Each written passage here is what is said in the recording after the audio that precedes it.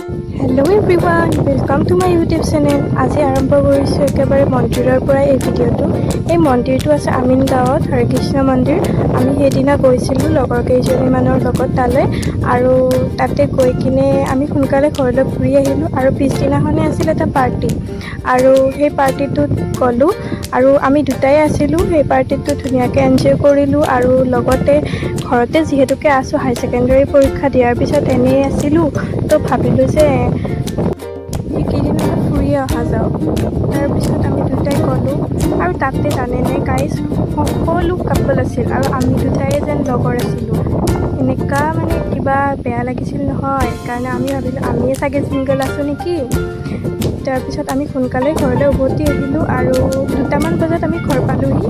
তাৰপিছত এইখন হৈছে আমাৰ পুঠিমাৰী নদীৰ শৰাইঘাট দলং, মানে ছেকেণ্ডখন শৰাইঘাট দলং বুলিও ক'ব পাৰি। ঠিক আছে, ডেটছ ইট। এইখিনি আছিল আজিৰ ভিডিঅ'ত দেখুৱাবলগীয়া। আৰু আমি গাড়ীৰ পৰা নামিলোঁ। একেবাৰে ভাগৰত কিবা কিবি বকি আছে একেবাৰে।